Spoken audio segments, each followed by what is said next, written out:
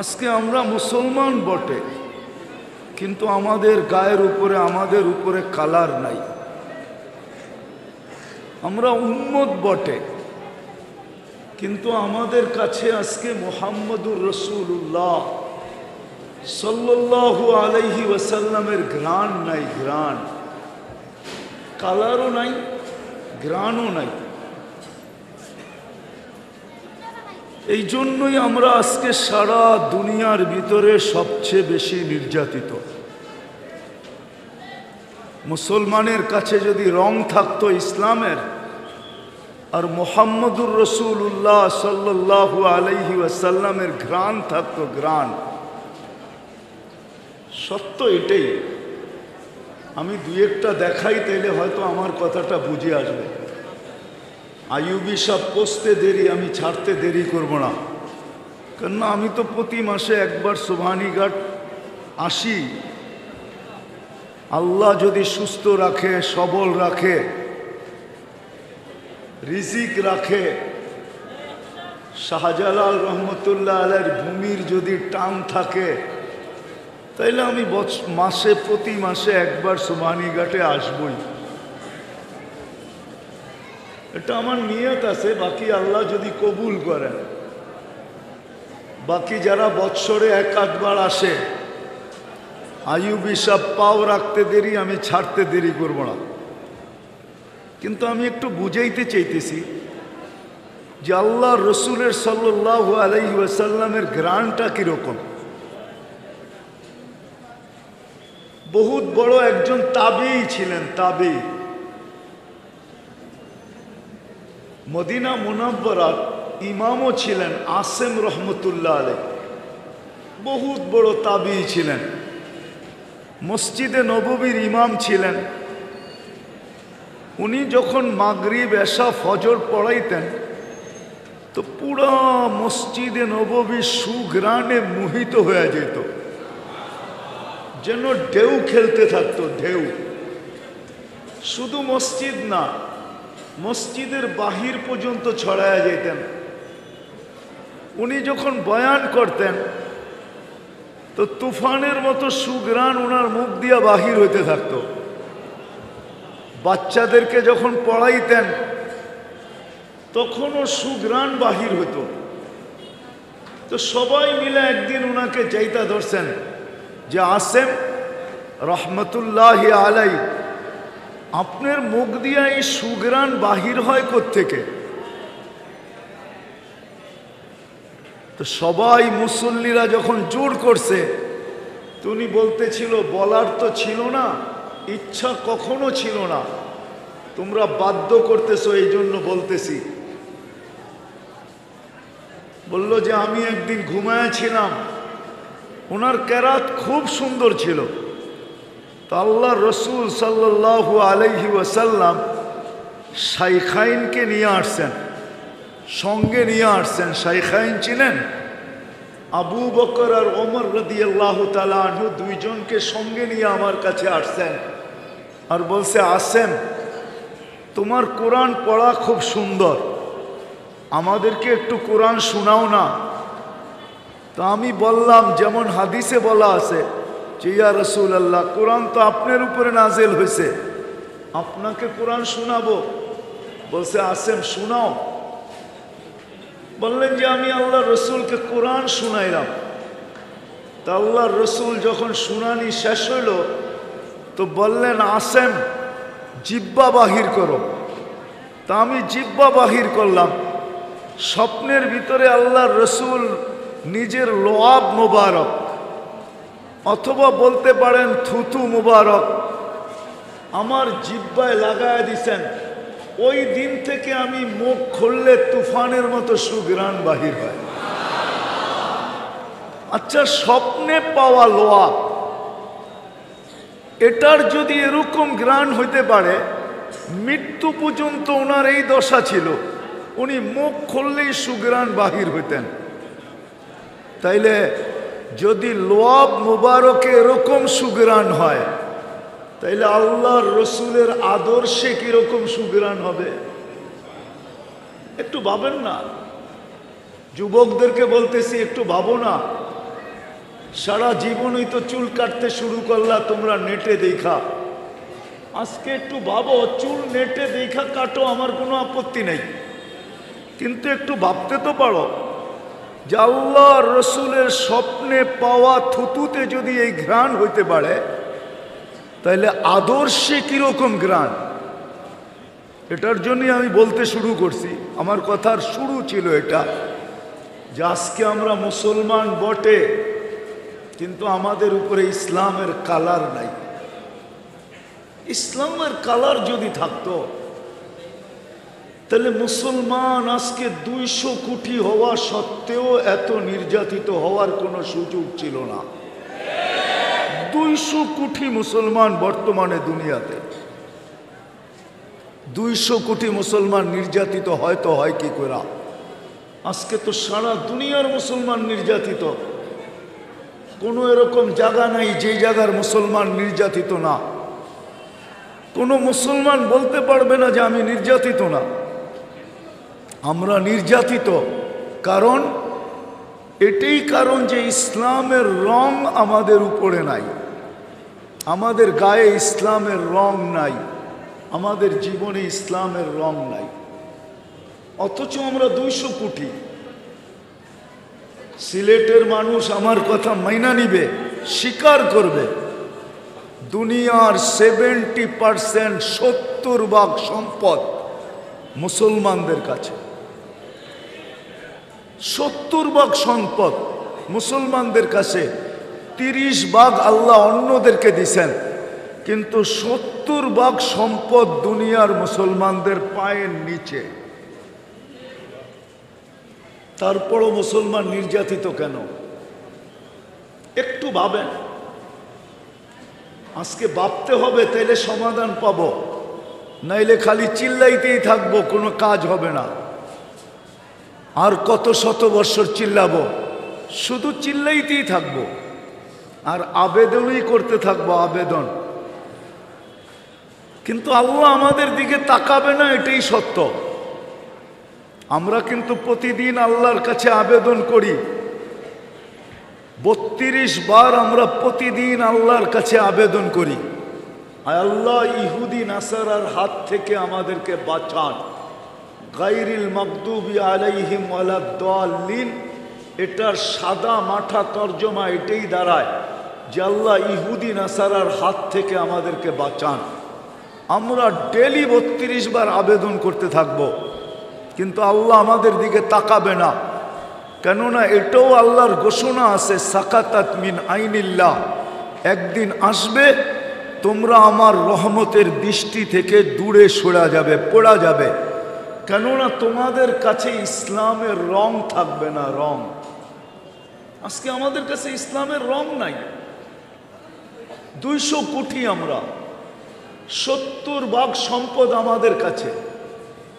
দুনিয়ার সবচেয়ে বেশি প্রসাধনী ব্যবহার করে মুসলমান, দুনিয়ার সবচেয়ে বেশি কাপড় ব্যবহার করে মুসলমান, দুনিয়ার সবচেয়ে বেশি খাওয়ার আইটেম খায় মুসলমান, দুনিয়ার সবচেয়ে দামি পোশাক পরে মুসলমান, দুনিয়ার সবচেয়ে বেশি ব্র্যান্ড ব্যবহার করে মুসলমান, দুনিয়ার সবচেয়ে বেশি দামি সমস্ত কিছু ব্যবহার করে মুসলমান, দুনিয়ার সবচেয়ে বেশি খানার আইটেম খায় মুসলমান।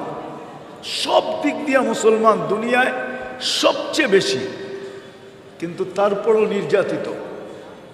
আবার আরেক দিক দিয়ে দেখলে দেখা যাবে বিজাতিদের নকলে, বিজাতিদের নকলে, নকল বোঝেন তো? হ্যাঁ, আদর্শের অনুসরণে অনুকরণে মুসলমানরা ওদের চেয়ে বেশি,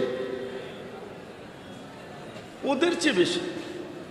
আমি তো চোখে দিকে বলতেছি, 14 তারিখে যেই তুফান সিলেট শহরে হয়, আমি এটা আমেরিকার নিউ ইয়র্কেও দেখি নাই।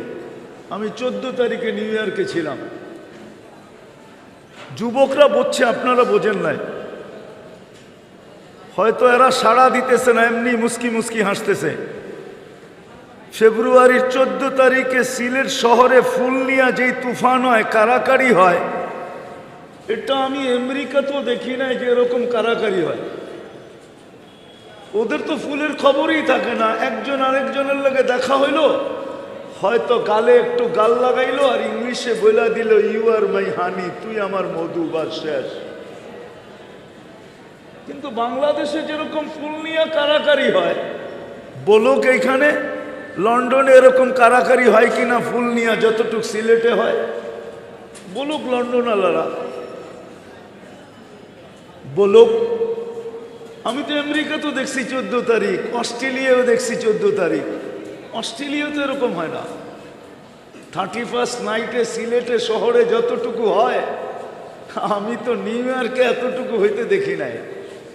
হয় সীমিত জায়গায় হয়, নির্দিষ্ট জায়গায়। আমাদের তো এরকম কোনো ছাদ নাই যেই ছাদে বাকি থাকে না, এরকম কোনো গলি নাই যেই গলিতে 12টা 1 মিনিট বাঁচতে দেরি, তুফান চলতে দেরি না করে। কি সত্য আমার কথা? হ্যাঁ, আপনি যান ইংল্যান্ডে যা জিজ্ঞাসা করেন, যারা লন্ডনী, সিলেট তো লন্ডনী, এদেরকে জিজ্ঞেস করেন সিলেট শহরে যত যুবক আছে সবার মাথার দিকে তাকায় দেখবেন একরকম চুলের স্টাইল দুইজনের পাবেন না, প্রত্যেকের চুলের স্টাইল ভিন্ন। ইংল্যান্ডে যান, দেখেন তো সবার চুলের স্টাইল ভিন্ন কিনা।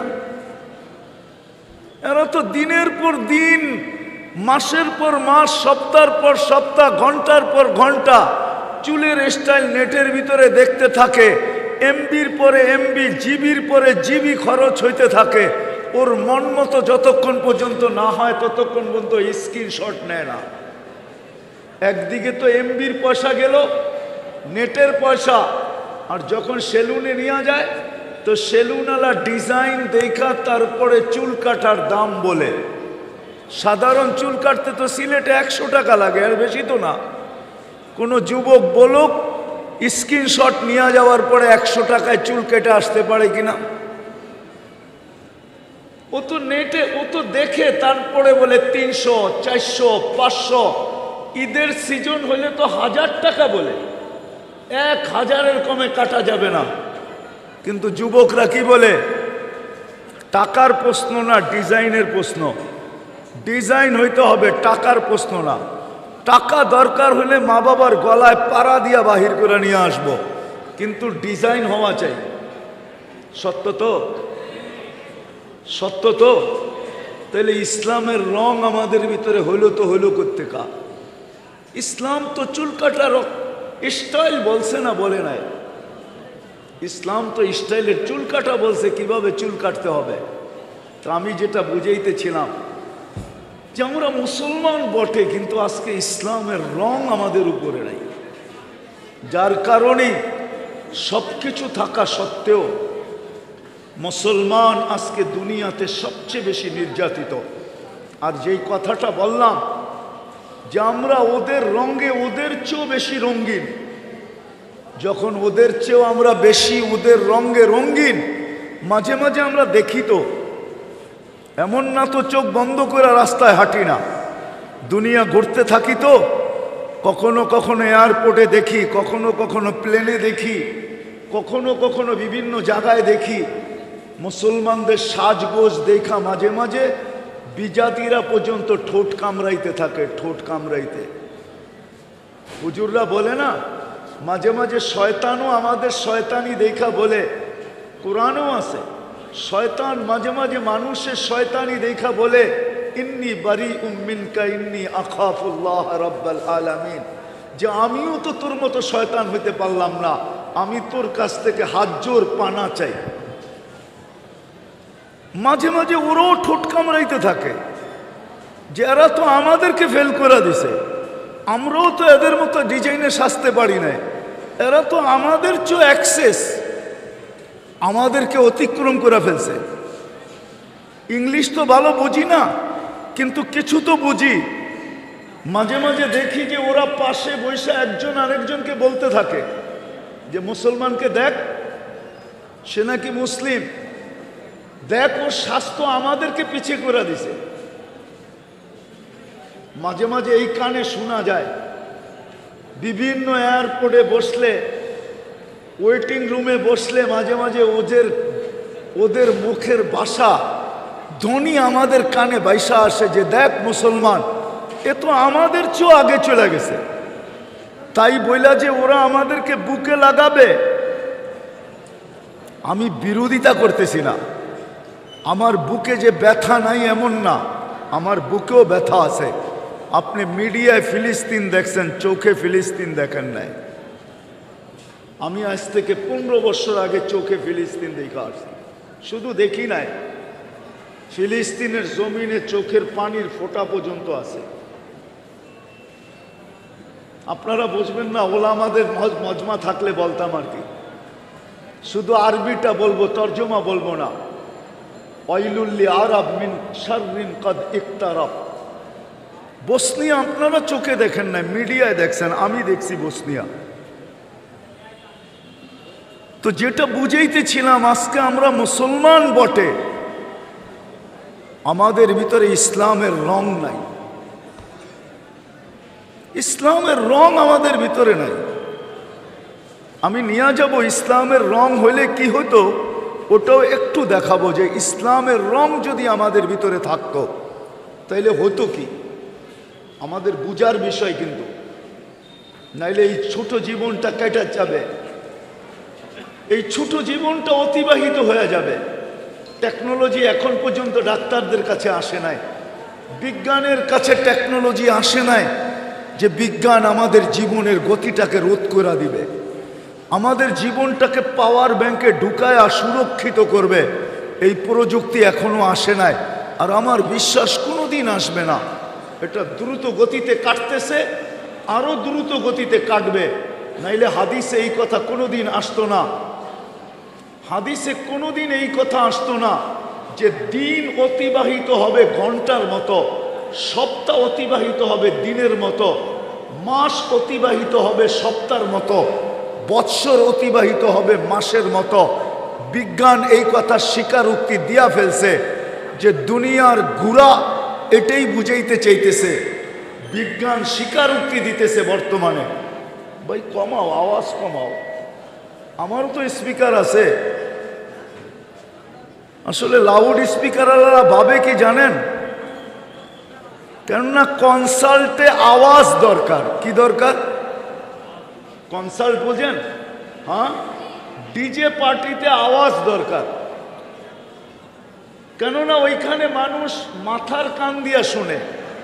এই জন্য ওইখানে আওয়াজ যত হবে তত জাকানাকা হবে, এই জন্য ড্যাক ব্যবহার হয়।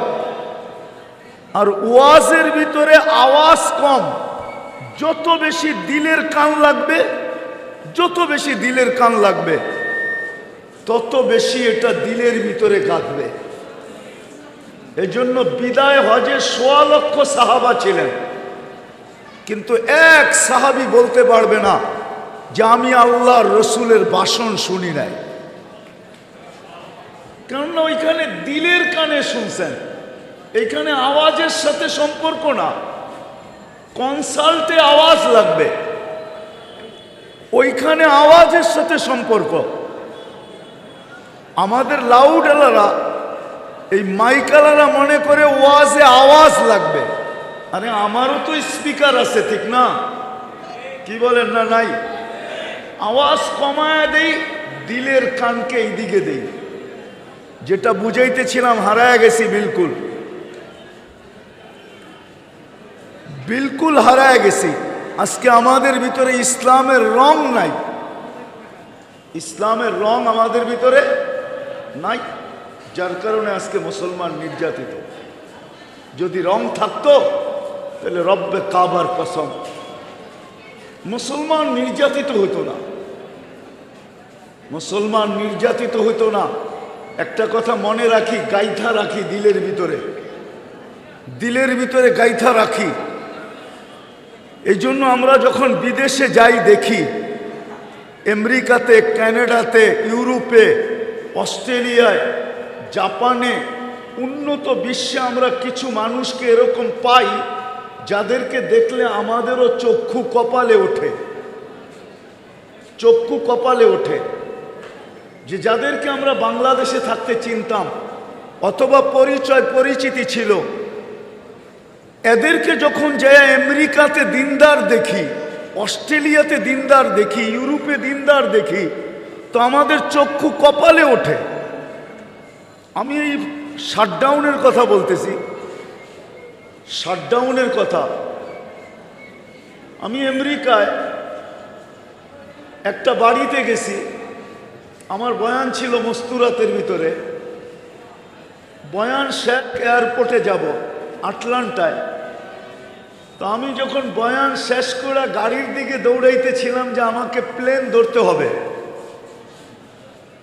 তো আমার একটা লোকের সাথে দেখা হয়েছে, ওনাকে আমি চিনি, আমার রিলেটিভ।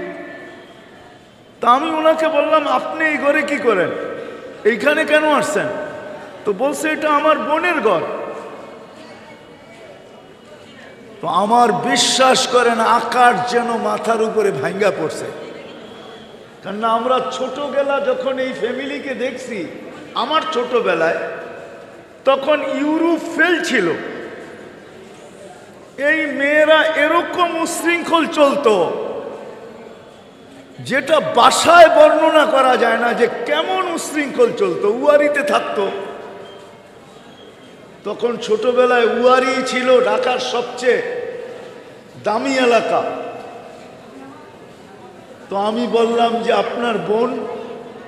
তো ওনার ভগ্নিপতি সামনে আসলো, ওনাকে আমি চিনতাম না। তো বলে যে আমরা তো এন্টার ফ্যামিলি এখন দিনদার। মস্তুরাতে সময় লাগাইছে, তার ঘরে তালিমের পয়েন্ট, বয়ান আমি করছি। তা আমি ওনাকে জিজ্ঞাসা করলাম, আপনারা দিনদার হইলেন কিভাবে? এটা তো একটা না, এরকম শত দেখাইতে পারবো। তো ওনারা বলে, আমরা এখানে আইসা ওরকম চলা দেখছি, কিন্তু আমাদের উপরে আঙ্গুল উঠানের থেকে ওরা বিরত ছিল না। ওরা আমাদের উপরে আঙ্গুল উঠাইতো, বিদায় আমাদের দিলে ধাক্কা লাগছে, আমরা দিনদার হয়ে গেছি। আজকে ওরা আমাদের উপরে আঙ্গুল উঠায় না, বরং আমাদের ঘরে আসে, আমাদেরকেও আপ্যায়ন করে, আমরাও ওদেরকে আপ্যায়ন করি। আঙ্গুল উঠানো ওরা ছেড়া দিছে। আমার বুঝানোর উদ্দেশ্য, যতই আমরা ওদের রঙে সাজি না কেন, এই জন্যই ইংল্যান্ডে পাওয়া যায়, কানাডায় পাওয়া যায়, আমেরিকাতে পাওয়া যায়, অস্ট্রেলিয়াতে পাওয়া যায় হাজারো ফ্যামিলি যারা বাংলাদেশে দিনদার ছিল না, বা দিনের ছোঁয়াও এদের কাছে ছিল না। আজকে ওই সমস্ত জায়গায় যায় ওরা দিনদার। আল্লাহ ওদেরকে বুঝ দিছে এই কথার উপরে, যে আমরা সাইজা তো দেখলাম, কিন্তু আঙ্গুল উঠানো তো ছাড়ে না। যখন আমাদের উপরে আঙ্গুলই উঠায়, নিজের মনে করে না, আপন মনে করে না, তাইলে আমি আমার সাজে সাজতে অসুবিধা কি? দিনদার হয়ে গেছে। কিন্তু আমার দেশে তো আমার যুবককে বললে বুঝবে না। তো আমি যেটা বুঝাইতেছিলাম, আজকে ইসলামের রং না থাকার কারণে আজকে আমরা নির্যাতিত, নিষ্পেষিত, আমরা ঘৃণিত।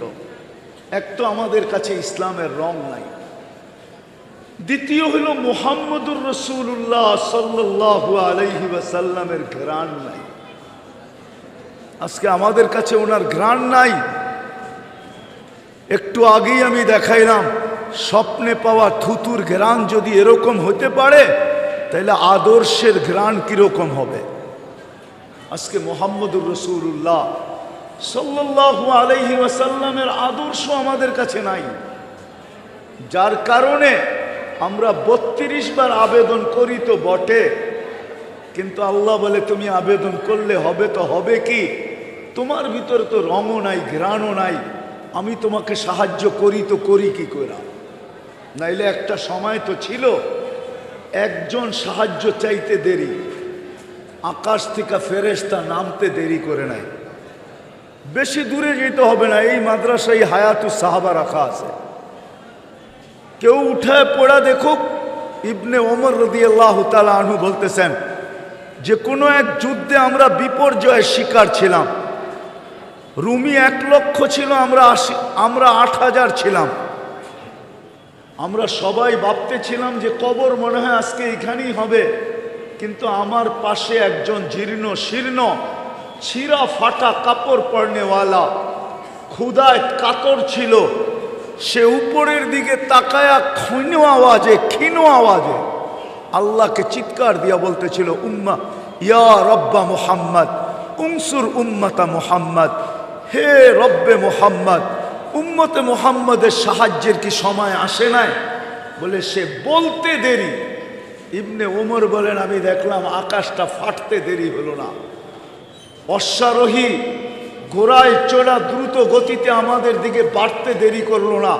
সে একা ছিল না, প্রথম একজন বাহির হলো, তার পিছে সিরিয়ালে বাহির হলো।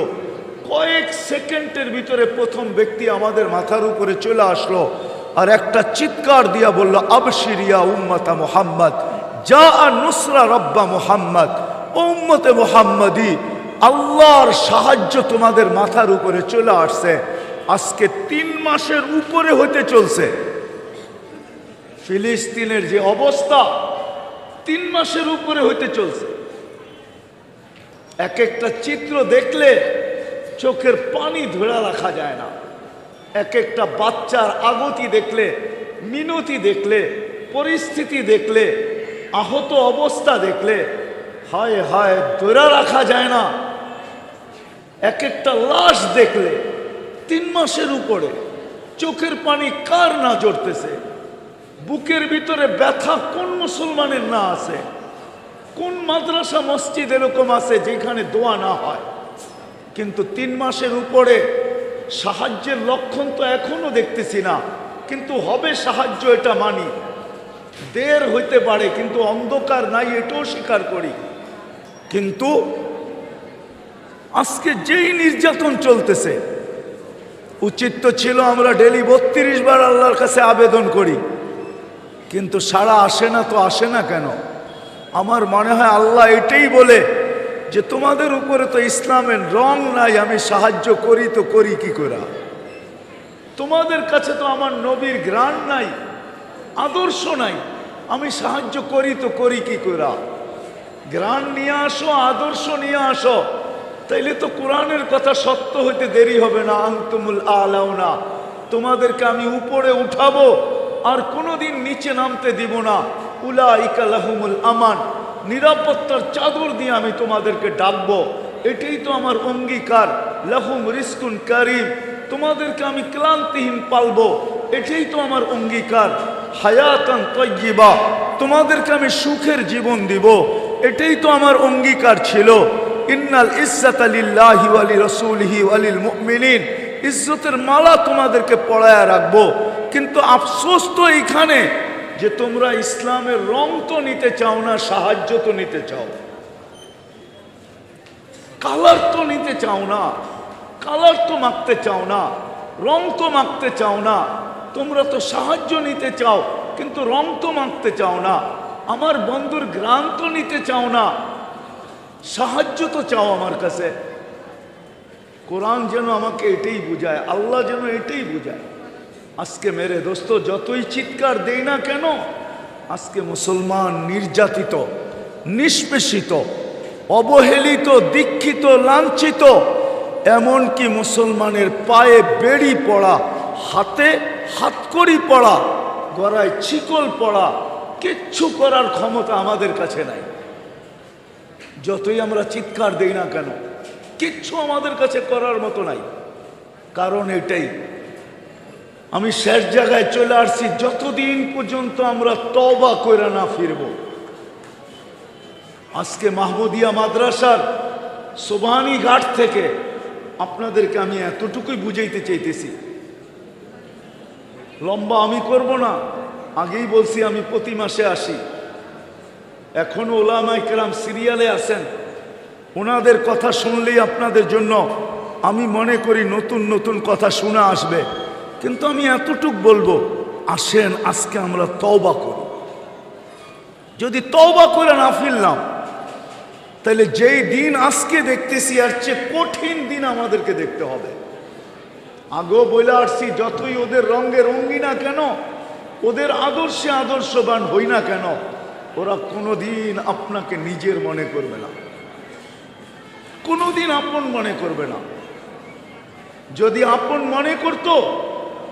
মনে করতো, তাহলে আমি একটা উদাহরণ দিতেছি। আপন মনে করতো, আমি যখন বসনিয়ায় গেছি, বসনিয়ায় তখনও আমি বসনিয়ার কোনো মসজিদে কোনো মুসল্লি দেখি নাই। 2008-এর কথা বলতেছি আমি, 2008-এর কথা বলতেছি। বসনিয়াওয়ালাদের চাল চলন আর ইউরোপওয়ালাদের চাল চলনের ভিতরে এক সুতার পার্থক্য ছিল না, এক সুতার।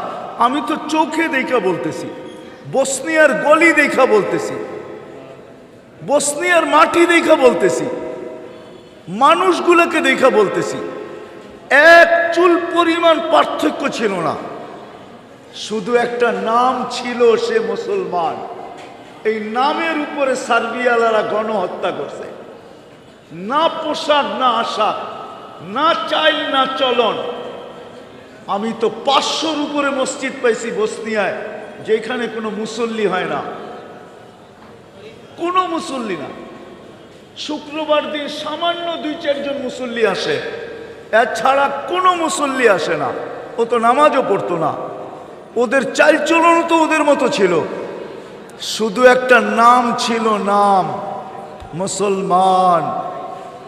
আল্লাহ রসুল বলছে না, এক জামানা আসবে, এক জামানা আসবে, লা ইয়াবকা মিনাল ইসলামি ইল্লা ইসমু, শুধু ইসলামের নামটা থাকবে।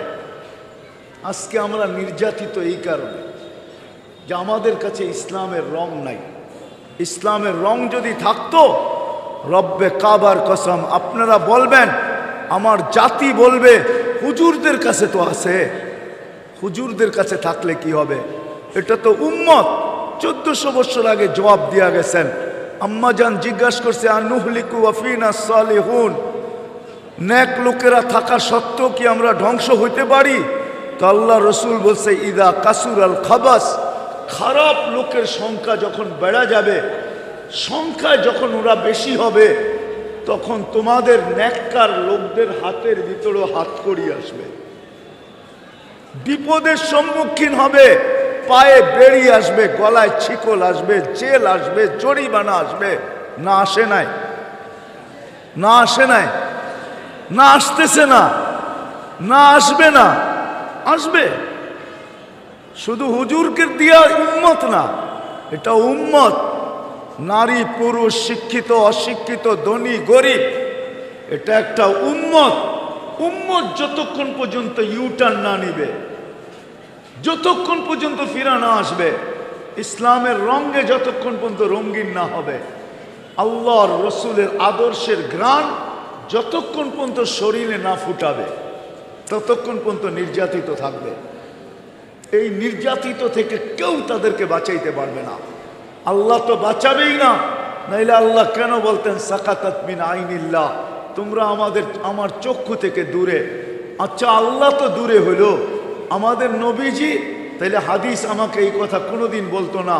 এক পর্বে আল্লাহর রসুলও বলছেন, আনা বারিগুম মিনহুম অহুম বুরাআউ মিন্নি, ওরা আমার আদর্শের দ্বার ধারবে না, আমিও ওদের দিকে তাকায়া দেখব না। আমার মনে হয় আজকেই এই সময়টা যে আমরা আল্লাহ রসুলের আদর্শের ধার ধারতেছি না, কোনো ক্ষেত্রে না। মাথায় একটা টুপি লাগায় নেওয়ার নাম আদর্শ না, শুক্রবার দিন পাঞ্জাবি লাগায় আসার নাম আদর্শ না, আতর লাগায় আসার নাম আদর্শ না, খাওয়ার পরে মিষ্টি খাওয়া এটার নাম আদর্শ না। যেই আদর্শের জন্য আল্লাহ রসুল চোখের পানি ঝরায় গেছেন, যে আদর্শের জন্য, যেই উম্মতের জন্য। আজকে তো আমার মনে চায় যে মদিনা মুনাব্বারায় ছুটা যাই, কিন্তু পাহারাদার আমাকে ওটা করতে দিবে না। আমার মন চায় যে ছুটা যাই, কবরে কান লাগায় দেখি আল্লাহ রসুল করে তো করে কি, কারণ আল্লাহ রসুল তো কবরে জিন্দা, হায়াতুন নবী, এখনো জীবিত। আমাদের নবীজি এখনো কবরে জীবিত, সমস্ত নবীরাই কবরে জীবিত, কিন্তু এটা আমার আলোচনার বিষয় না। আমাদের নবীজি হায়াতুন নবী, কবরে জীবিত। কান লাগায় শুনতে মন চায় কবরে, যে দেখি ভিতরে কি বইলা চিৎকার দিতেছে। আমার মনে হয় আল্লাহ রসুলও কবর থেকে চিৎকার দিতেছে, মা বি উম্মতি, আমার উম্মতের কি হইল, আমার উম্মতের যুবকদের কি হইল, আমার উম্মতের নারীদের কি হইল, আমার উম্মতের পুরুষদের কি হইল। আমার উম্মতের ছোটদের কি হইল, বড়দের কি হইল, যুবকদের কি হইল, বৃদ্ধদের কি হইল, পুরুষের কি হইল, নারীদের কি হইল, আমার উম্মতের শিক্ষিত সমাজের কি হইল? এরা আমার আদর্শ ছাড়লো তো ছাড়লো কেন? অথচ আমি তো এদের জন্য সারা জীবন চোখের পানি ঝরাইছি। একটা দিন যায় নাই যেদিন আল্লাহ রসুল চোখের পানি না ঝরাইছেন। জিবরিল মিকাইল তো বলতেছে মা জালা আরা কাতাবকি, যখনই আপনাকে দেখি চোখে পানি দেখি কেন? তো চিৎকার দিয়া বলছে জিবরিল মিকাইল, জিবরিল মিকাইল, উম্মতের জন্য আমার চোখের পানি শুকাইতে চায় না। যদি এখানে আরেকটা প্রশ্ন আছে, আল্লাহ রসুল জিবরিল আলাইহিস সালামকে জিজ্ঞাসা করছে আপনাকেও দেখি কাঁদেন, আপনি কাঁদেন কেন?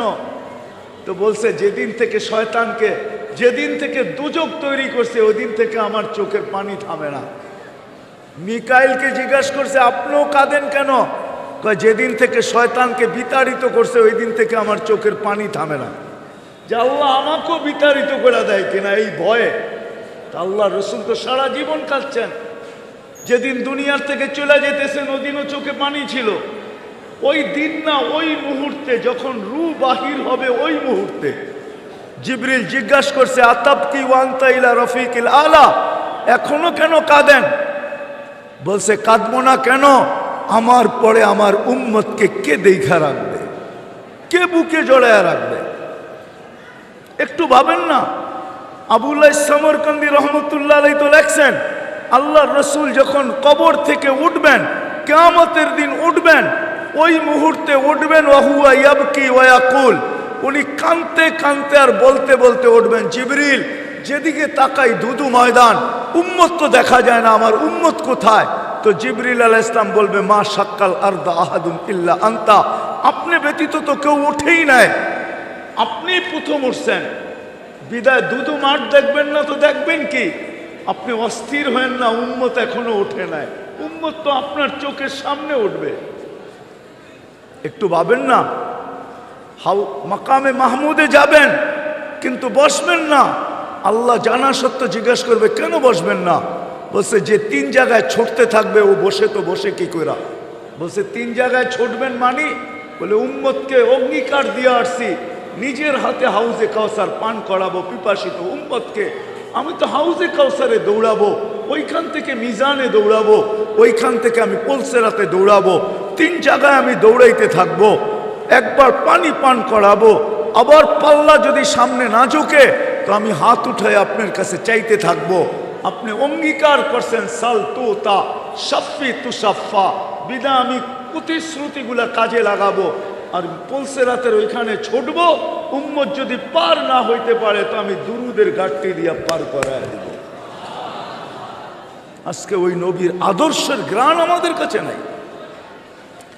এই জন্য পায়ে হাত দিয়া বলি আসেন, বাস্তব এটা, আসেন আজকে তওবা করি। তওবা আজকে কি করি?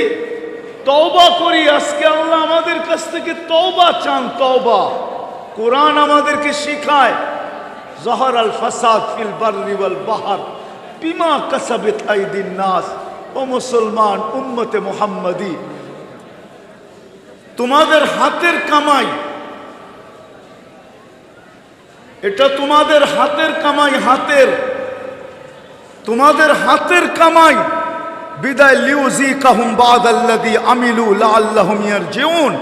তোমরা ফিরে আসো, ইউটার্ন নাও, তওবা করো। হাদিসে কুদসিও বলে ওয়া ইন তাবু ফানা হাবিবুহুম আহলু মাসিয়াতি লা আকনুতুহুম মির রাহমাতি। আল্লাহ বলে কাকে আমি রহমত থেকে বঞ্চিত করছি আর না করছি এটা বিষয় না, আমি বন্ধুর উম্মতকে কোনোদিন আমার রহমত থেকে বঞ্চিত করব না। ফাইন তাবু ফানা হাবিবুহুম, তোমরা তওবা করতে দেরি, আমি বন্ধু হইতে দেরি করব না। আর আমি বন্ধু হইতে দেরি, তোমাদের উপরে কুড়াল, কুড়াল তো দূরের কথা, সুই পর্যন্ত কাউকে ঢুকাইতে দেওয়ার ক্ষমতা আমি দিব না। কেউ যদি সুইও ঢুকাইতে চায় তাহলে আমি আল্লাহ নাইমা চলে আসবো, নাইমা। কোরআন হাদিস এটাই বলে, হাদিস এটাই বলে যে আমি নিজে চলে আসব। আমি নিজে নেমে আসবো, আমি নিজে যুদ্ধে নামবো। আজকে আমাদের তওবা দরকার। আর যদি তওবা না করলাম, এটাও হাদিসে উচ্চারিত আছে, ফাইন লাম ইয়াতুবু, আর যদি তোমরা তোমাদের বুঝ মতো চলতে থাকো আর চিৎকার দিতে থাকো, না ইসলামের রং না আমার বন্ধুর ঘ্রাণ, দুটার যদি তোমাদের ভিতরে না আসলো, তা আনা তাবিবুহুম, আমি কিন্তু অপারেশন চালাইতে থাকবো, অপারেশন চালাবো তোমাদের উপরে। এই জন্যই তো আমি আল্লাহকে প্রশ্ন করতে মনে চাই, আল্লাহকে, যে আল্লাহ আপনি পিটাইতেন, তাতে তো কোনো আপত্তি ছিল না, আপনি আমাদেরকে মারতেন, আপনি আমাদেরকে শাস্তি দিতেন, আপনি নিজে আমাদেরকে পিটাইতেন, কিন্তু যাদের ব্যাপারে আমরা 32 বার আপনার কাছে আশ্রয় চাই, আবেদন করি ওদের হাত থেকে বাঁচান, আপনি ওদের হাতে আমাকে পিটান, তো পিটান কেন? আজকে ফিলিস্তিন কার হাতে মারি খাইতেছে? কার হাতে? ওদেরকে খুঁটা দিতেছে কে? শক্তি দিতেছে কে? পিছন থেকে ধাক্কাইতেছে কারা? ওই দুই জাতির হাতেই তো আমরা মারি খাইতেছি, ঠিক না? একজন ডাইরেক্ট, একজন ইনডাইরেক্ট। তা আল্লাহকে যদি প্রশ্ন করি, আপনি নিজে মারতেন, এদের হাতে কেন মারি খাওয়ান?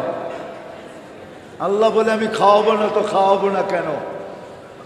আল্লাহ যেন তাখাইয়ুলি ভাবে বলতে চাইতেছেন যে আমি খাওয়াবো না কেন, তুই আমাকে জবাব দে।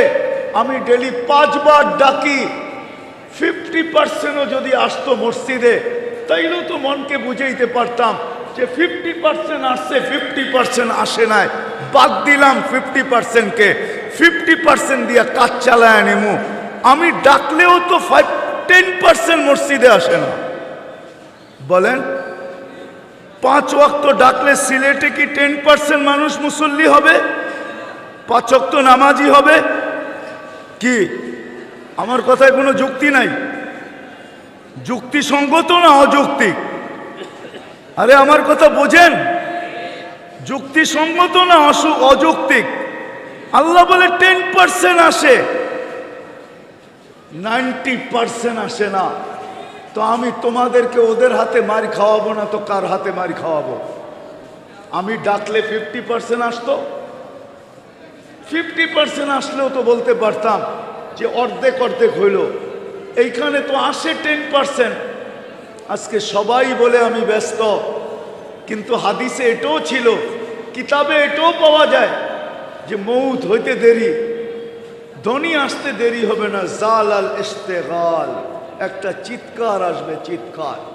যেই ঘরে মৃত্যু হয় ওই ঘরে একটা চিৎকার আসে, চিৎকার। ফেরেশতারা একটা চিৎকার দেয়, জাল আল ইস্তেগাল, এই ব্যক্তির ব্যস্ততা শেষ।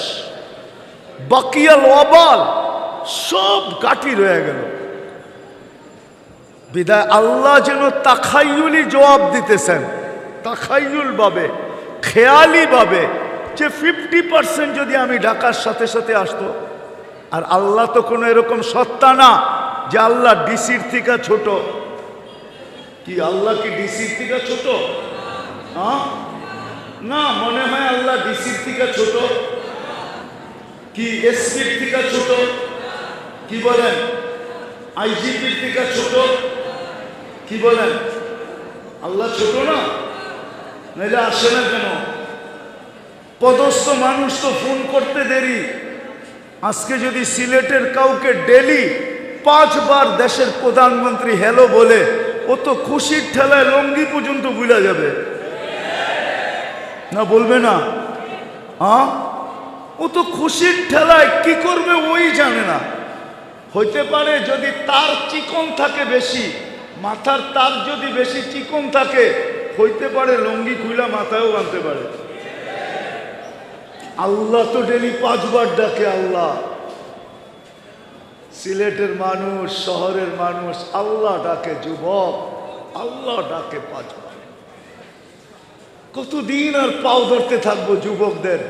আমি তো যুবকদের পায়ে হাত রেখা বলি, একবার কমসে কম 99 নামের অর্থ একটু একাগ্র চিত্তে দেখো না। হইতে পারে একবার দেখার পরে তোমার বিবেকের পর্দা খুলে যেতে পারে। যদি একবার মনোযোগ দিয়ে আল্লাহ 99 নামের অর্থ দেখো, যে ডেলি 5 বার আমাকে কে ডাকে, কোন সত্তা ডাকে, কোন আল্লাহ ডাকে। বাকিগুলা বাদেই দিলাম, ওগুলা টানতে গেলে অনেক লম্বা সময় চলে যাবে। এক একটা দেখানো যায়, যুবককে বাধ্য করা যায় যদি বিবেক থাকে, আর যদি না থাকে তাহলে তো করার কিছু নাই। একবার দেখো না, একবার আমরা দেখি না 99 নামের অর্থ, যে কোন আল্লাহ আমাকে ডাকে।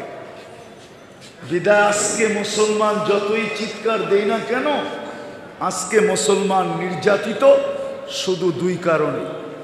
ইসলামের রং নাই, মুহাম্মদুর রাসূলুল্লাহ সাল্লাল্লাহু আলাইহি ওয়াসাল্লামের আদর্শের গ্রাণ নাই, গ্রাণ, যার কারণে আমরা নির্যাতিত।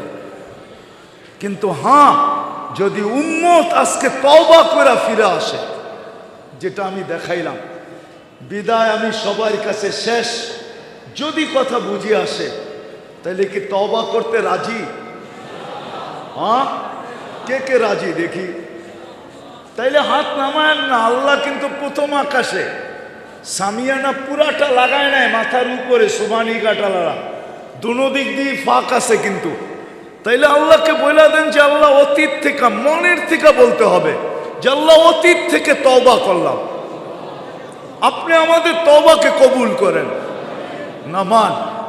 আর আজকে থেকে অঙ্গীকার করেন, তওবা যদি মনের থেকে হয়ে থাকে, আজকে থেকে অঙ্গীকার করি যে না, ইসলামের রং কমসে কম, ইসলামের যেটা কমসে কম, যেখান থেকে বাহির হয়ে গেলে আর সীমানা থাকে না, কমসে কম এতটুকু যদি থাকে যে আমি ইসলামের পরিধির ভিতরে রইলাম, পরিধির বাহিরে গেলাম না, কমসে কম যেই কালার আমাদের উপরে থাকা উচিত সেটা হলো ইসলামের সবচেয়ে উজ্জ্বল কালার। এই জন্য কোনো মনীষী লেখছেন, বড় সুন্দর লেখছেন, কোন সুন্দর লেখছেন যে বিজাতি দুনিয়ার সমস্ত নেক কাম বড় বড় চেরিটেরি করতে পারে, বড় বড় নেকের কাজ করতে পারে, জীবন উৎসর্গ করে দিতে পারে, কিন্তু কোনোদিন নামাজ পড়তে পারবে না, কোনোদিন নামাজ পড়তে পারবে না। আপনি দেখেন, ঘোরেন দুনিয়া, হাজারো নেকের কাজ করতেছে, কিন্তু সে নামাজ পড়তে পারবে না। সত্য বলতেছে, সৎ সর্বদিক দিয়া, যেন সব গুণে গুণান্বিত, শুধু একটা জিনিস হইলেই হইতো, ও নামাজ পড়তে পারবে না। আর কোন মনীষী লিখছিলেন যে মুসলমান সব গুনাহ করতে পারে কিন্তু নামাজ ছাড়তে পারে না। আজকে মুসলমান সবচেয়ে বড় যেটা, মুসলমান আজকে নামাজ পড়ে না। নামাজ লা হাদ্দা ফিল ইসলাম। আপনি আল্লাহর কাছে দাবি করেন তো করেন কি করে? যার জীবনে নামাজ নাই ও আল্লাহর কাছে দাবি করে তো করে কি করে? ওকে যে আল্লাহ পালতেছে এটাই তো বেশি, 24 ঘন্টা অক্সিজেন দিতেছে এটাই বেশি, 24 ঘন্টায় 80,000 বার ওর ভিতর থেকে কার্বন ডাই অক্সাইডকে আল্লাহ কিউর করতেছে, ক্লিয়ার করতেছে, পরিষ্কার করতেছে, এটাই তো বেশি। যুবককে যে যৌবনের তরঙ্গে চলতে দিতেছে এটাই তো বেশি। যে নামাজ না পড়ে, যে নামাজ না পড়লো, ওর তো আল্লাহর কাছে কোনো দাবি নাই, ও দাবি রাখতে পারে না। হাদিস এই দিকেই বোঝায় লা হাদ্দা ফিল ইসলাম। ওই ব্যক্তির আল্লাহর কাছে কোনো দাবি নাই, ও দাবি রাখার যোগ্য না আল্লাহর কাছে, তারপরও যে পালতেছে। বিদায় আসেন আজকে অঙ্গীকার করি যে আজকের থেকে নামাজ ছাড়বো। ওয়াদা পাক্কা? নামান যদি আপনি চান যে আমি কমসে কম পুরা রং তো আনতে পারবো না, সামান্য রঙও যদি আমার ভিতরে থাকে, অনেক সময় সামান্য রঙও হয়, যথেষ্ট হয়, আর সামান্য ঘ্রাণও যথেষ্ট হয়। নাইলে আল্লাহ রসুল এই কথা কোনোদিন বলতেন না, মান তামাসসাকা বিসুন্নতি।